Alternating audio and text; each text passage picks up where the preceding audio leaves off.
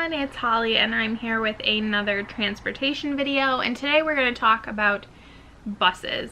Bus transportation is probably the most common transportation method around Disney World, with the exception of like taking your own car, but the most common Disney provided transportation.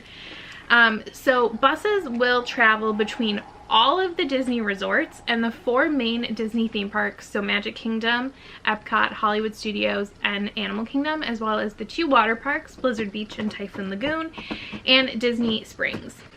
Now, saying that, not all like resorts have buses. Whoa, Murphy is attacking things, sorry.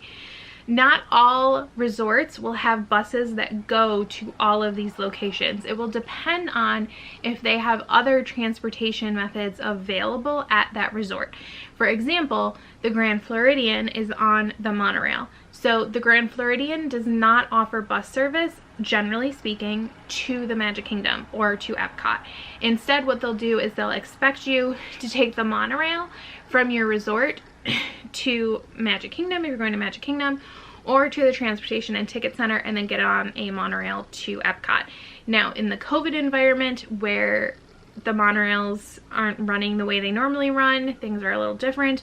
Also, if anything's down or it's really busy, they might do something different. We'll also talk about monorails and this transferring monorails thing in a future video.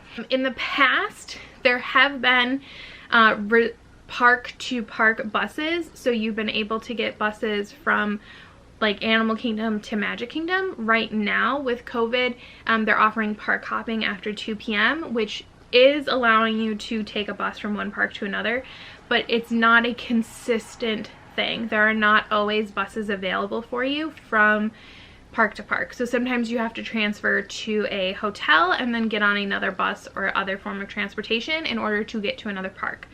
Additionally, last time I checked, you cannot get to Disney Springs from a park, which means if you're at like the Magic Kingdom and you want to get to Disney Springs, you need to get to a different resort. So like what we would do usually is just walk over to the Contemporary and then get a bus to Disney Springs. And there will always be cast members around that can help you figure this out. The buses, you get on them at bus stops.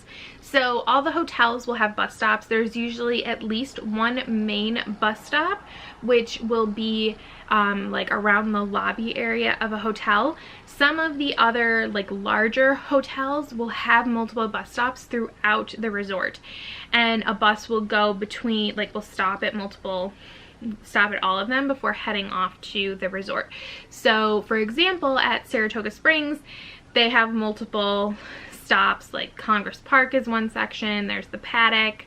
Can I remember any of the other sections? No, I cannot, but there are other ones. And so that's convenient because you don't have to walk necessarily as far in order to get on a bus. However, there is always the chance that your bus will get filled up before it gets to your stop, especially if your stop happens to be at the end of that loop. So that's something to keep in mind. The bus stop, then when you get to the park that you're going to, they'll drop you off at a bus stop there. It's not always the bus stop like for your hotel, but a lot of times your driver will tell you your bus stop number, and there's signs near the bus stops as well as at all of the parks so that you know where to go. As well as security cast members who will help point you in the right direction. They're really helpful with that. In addition to there being like multiple stops at certain resorts, sometimes, especially at specific times of the year, resorts may share buses. So sometimes, like, I've stayed at All-Star Movies before and shared buses with the other All-Star resorts because they are right next to each other, which means sometimes they fill up faster, or in a non-COVID world, because they will shove people in that bus. So people are standing. There's no standing right now with COVID, but normally they'll like shove you in there. But it's also good to know, like, if you're really close to a bus. So like when I stayed at All-Star Movies, my room was actually, I stayed in the Mighty Ducks section. My room was actually very close to All-Star Music. It was actually closer to the All-Star Music food court and bus stop than it was to the All-Star Movies one. So sometimes at night, if we weren't sharing a bus and I saw the All-Star Music line, like a bus show up or that line be shorter, I would get in that line and get on that bus and then just walk real fast over to my resort. You can't do that for all resorts, but for some of them you can, and it's very helpful to know that as have like a second option available to you. So the buses are pretty big. They're kind of the size of a standard like city bus is kind of how I would think about it. I haven't been on a ton of buses in my life. I've only been on buses in the city of Rochester, so like that's all I can compare it to. And then obviously a school bus. So typically the seats are along like the edge facing each other, and then sometimes you'll have like standard like 2x2 seats. With COVID, sometimes the bus drivers are giving you assigned seating, but other times you're kind of just expected to seat yourself, but there are dividers. The spots are numbered, and so they have them in groups of like 2, 3, and 4, I think. And again, there's no standing on the bus. The buses are handicap accessible. I think at this point all of the buses can take 2 scooters at a time, which is also something to remember. So if like your party has more than 2 scooters, or even if you have 2 scooters, you may not necessarily be able to all get on the same bus, because like say there's a scooter in front of you, you might have to split up. So that's something to be aware of. I know that scooters, like it does really limit your availability for transportation, so it's just something to keep in mind. But they are accessible. What they'll do is they'll have you get on in the back of the bus. Typically at all the bus stops there'll actually be like a handicap like the, what's it called, symbol with like a person in a wheelchair. Like it's the symbol you see on like all of the accessible, at least here in New York. I assume it's other places too because they use it in Disney World. For like parking and everything. And so that's where you'll go, and that's typically will line you up with the back door to the bus. So there's a front door and a back door, and then they have a ramp that they'll put down for you. They'll help you, guide you to get your scooter onto the bus, and then they'll strap your scooter in. And I believe they usually ask you to get out of the scooter just for safety reasons and sit in an actual seat while you're being transported. Obviously that depends on if like you're physically capable of getting out of your scooter, but again, the cast members are very helpful with this. The bus drivers do this all day, every day, and don't be ashamed to ask for help, please. Do not be ashamed. So you have that. And then, like I said, when it's not COVID, they do fill up the buses a lot. So they'll fill up all of the seats, and then they'll have people get on the bus, and they have handrails and the straps above to hold on to. I don't like the straps. I'm not good at that. But a handrail I can hold on to and be fine. And they'll really put you on there. So at the end of the night especially, just know that that is something that you may have to do. If you have a stroller, you're going to be expected to break your stroller down and get your kids out of the stroller. So again, at the end of the night, that's something you should probably keep in mind in case your kids are sleeping. Just know that you might have to wake them up or move them around. Also, can I say as a PSA, obviously do whatever you want, but if you happen to be on a bus and we're back to the normal situation where they're really filling these buses, and I understand everybody's exhausted at the end of the night, and I understand that some people have invisible disabilities, and I do not pass judgment on other people, but if you are physically capable of standing and you see somebody who, like maybe an older person, or if you see somebody with like young kids that they're holding, might I recommend you stand and give them your seat. Like, I get it. I want to sit down at the end of the night too. If I see a mom or a dad holding a kid and they're standing, to me that almost seems like a safety issue.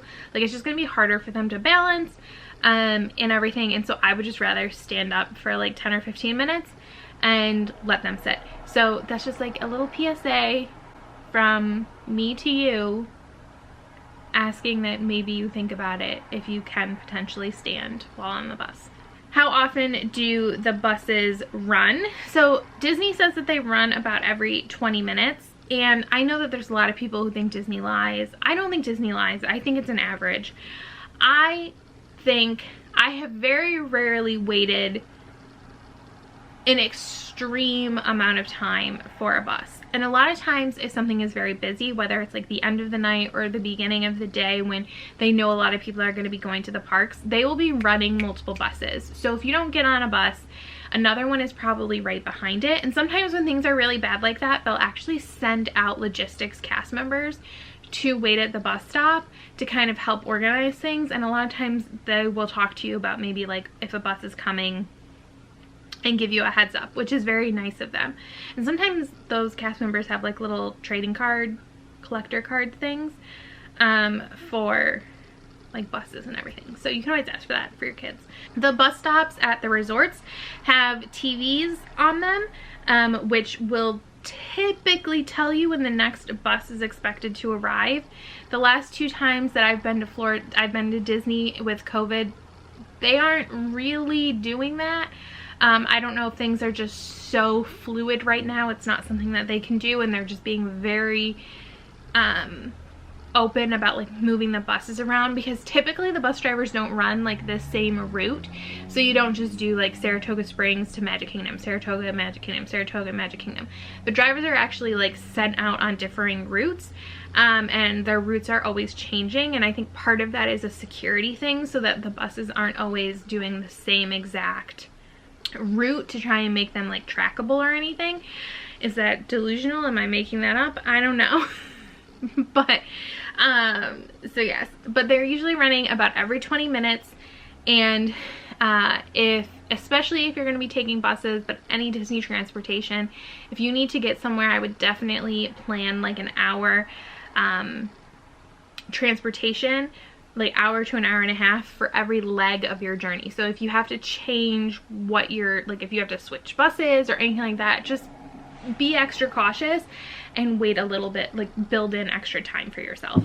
You don't want to be late to a reservation because a bus is running a little bit late, or maybe you just missed a bus. The buses now, a lot of them are wrapped, so they have like decorations on them. They're really pretty. There's like some for each of like the Fab Five. They'll have a Star Wars one, there's a Figment one, there's a Moana one. It's really fun when you're driving around and like you see all the cute buses. I like it. The buses, especially the newer ones, also have USB ports in them under the seats, like in between the seats, so that you can charge your phones while you're on them, which is very helpful, especially now that you have to use your phone to do like everything in Disney World. So I appreciate that they provided that to you. I think the buses are also, they run on, I do not believe that they are diesel or traditional gas. I think they are on like an ethanol or whatever it is. I think they're like a greener energy. I like the buses. I mean, do I wish I could get everywhere instantaneously? Yes. But I don't have a problem with the buses. I think that the bus drivers tend to be very nice, very helpful people. I have very rarely had to wait an amount of time where I felt like maybe I was like greatly inconvenienced by waiting for a bus. And it's free, so you can't beat free 99 as a price, in my opinion. And they're always clean. However, you of course do have to wait longer. If you had your own car, you could drive right to a park or a resort or Disney Springs. Now, there are downsides to driving your own car. Like if you go to Disney, if you go to Magic Kingdom, you have to park at the TTC and then transport over. You have to pay for parking. There are pluses and minuses to every one of your transportation options, and that's just something to keep in mind. And I know like people will complain about the buses, and I'm not saying that their complaints aren't valid, but it's also a free service that's being offered to thousands, like tens of thousands of people a day. And I think considering that, it runs very well, it's pretty efficient, and I have no major complaints. So that is basically how the Disney buses work. If you have any questions, please leave them below and I will try to answer them. Also, I will leave links to some websites that I like to use to answer any questions. And of course, like I said, the cast members are always willing to help you, and they are pretty knowledgeable, and the bus drivers have like always been super nice and friendly, and I really appreciate them, especially right now I think they have one of the hardest jobs because people are always like very frustrated, especially like at the end of the night, so them having to corral everybody and keep everybody safe. So big respect to them, and thank you to them for doing like what they're doing. That's it. That's all I gotta say about Disney buses, and I'll see you next time. Bye.